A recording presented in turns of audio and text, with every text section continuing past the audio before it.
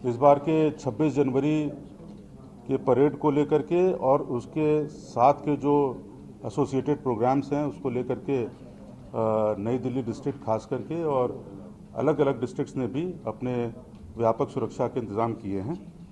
इसमें न केवल कर्तव्य पथ जहाँ पे कि रिपब्लिक डे परेड होगी, बल्कि जो चीफ गेस्ट आ रहे हैं उनके जो दूसरे प्रोग्राम्स हैं उनको कवर करने के लिए भी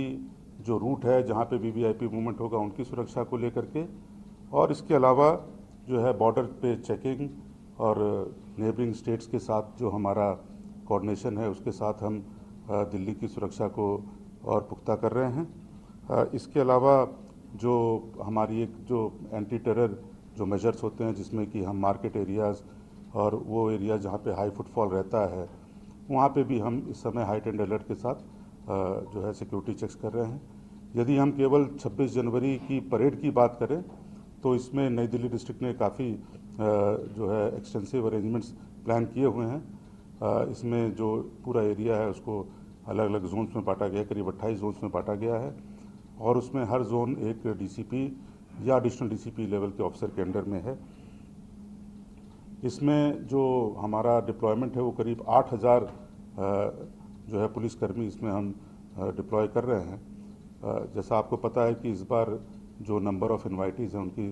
संख्या करीब 77,000 के ऊपर की है, तो इस वजह से हमें और भी ज़्यादा अपना सिक्योरिटी जो अरेंजमेंट्स है उसको स्टेप अप करना पड़ा है।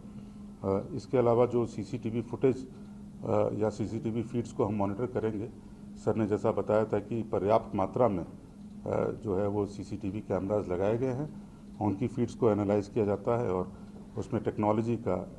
एकदम कटिंग एज टेक्नोलॉजी का यूज़ करके हम उसको फोर्स मल्टीप्लायर की तरह इस्तेमाल कर रहे हैं। जनता जनार्दन की जो यहाँ पे आएंगे देखने के लिए उनकी सुविधा के लिए हमने कई तरह के अलग अलग इंतज़ाम किए हैं, जिसमें मिसिंग पर्सन्स बूथ रहेंगे जहाँ पे कि अगर कोई बच्चा गुम हो जाता है, कोई ऐसी बात हो जाती है तो स्ट्रैटेजिक लोकेशंस पे उनको पर्याप्त मात्रा में मिसिंग पर्सन्स बूथ लगाए गए हैं। हमने हेल्प डेस्क लगाए हैं, बनाए हैं जो भी एंट्री पॉइंट्स हैं, ताकि जनता को गाइड किया जा सके कि उनको जो उनका जो इनक्लोजर है उसके लिए सही रास्ता कौन सा है और कौन से रोड को लेकर के उनको वहाँ तक पहुँचना है। फर्स्ट एड पोस्ट लगाई गई हैं, यदि किसी की तबीयत ख़राब होती है, कोई छोटी मोटी चोट लग जाती है। हमने फैसिलिटेशन बूथ्स बनाए हैं जहाँ पे कि जो लोग अपने साथ अगर उनकी गाड़ियों की चाबी है जो कि रिमोट कंट्रोल्ड ऑपरेटेड है तो उनको वहाँ पे वो जमा कर सकते हैं, वहाँ पे रसीद के साथ अंदर जा सकते हैं और वापसी में अपने चाबियों को कलेक्ट कर सकते हैं। इसी तरह से मोबाइल टॉयलेट्स हैं, पानी की व्यवस्था है, एम्बुलेंसेस की व्यवस्था है। तो इस तरह से हमने जनता की सुविधा के लिए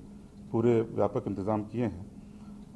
आपके माध्यम से मैं जनता से अपील करना चाहता हूँ, खास करके जो लोग ये परेड देखने के लिए आ रहे हैं, कि सबसे बड़ी बात है कि समय पे पहुँचें। हमारा ये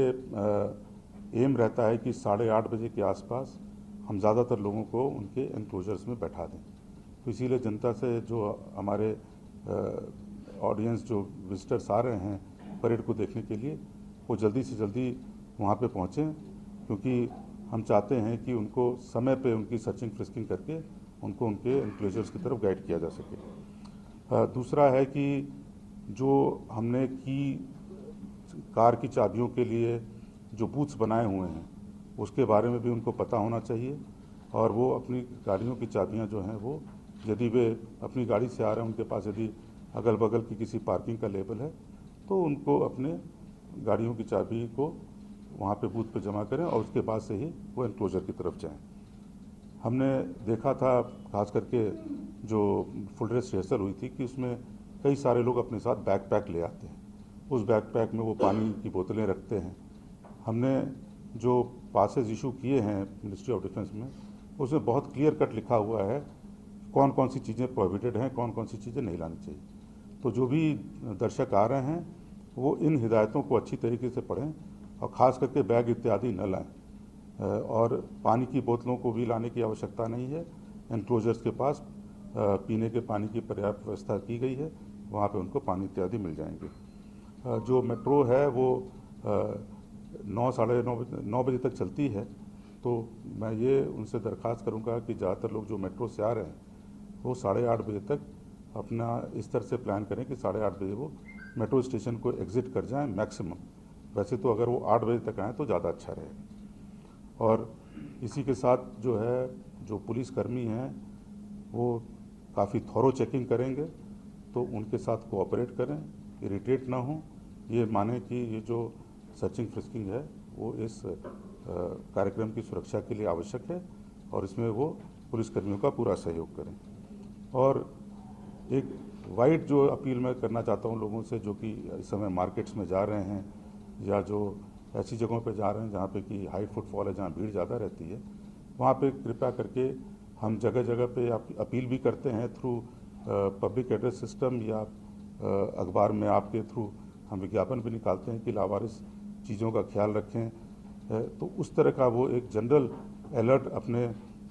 जब वो किसी भी भीड़ वाले एरिया में है तो जनरल अलर्ट में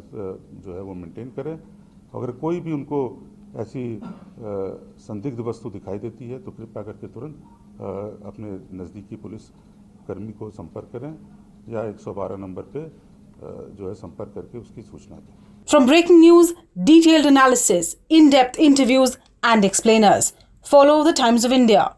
Subscribe to our YouTube channel. Don't forget to like our videos and hit the bell icon to stay updated with the latest.